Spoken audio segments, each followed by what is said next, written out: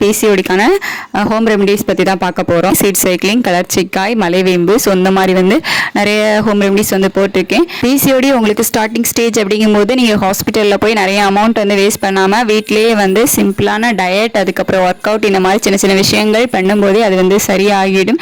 PCOD, PCOS இந்த ரெண்டு வேறு வேறையா அப்படின்னு சொல்லிட்டு இல்லை, ரெண்டுமே சேம் தான். பிசிஓடி அப்படின்னா பாலிசிஸ்டிக் ஓவரி டிசீஸ் அப்படின்னு சொல்லுவோம்.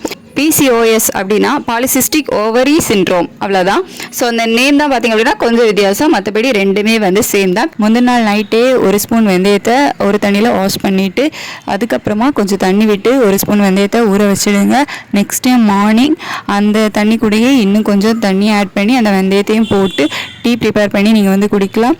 எந்த ஒரு அடிஷ்னலாக தூளோ இல்லை நாட்டு சர்க்கரையோ ஆட் பண்ண தேவையில்லை. வெதுன்னு இருக்கும்போதே அந்த வெந்தய டீயை குடிச்சிடுங்க. எம்டி ஸ்டொமக்கில் எடுங்க. அப்போ தான் அதுக்கான பலன் உங்களுக்கு கிடைக்கும்.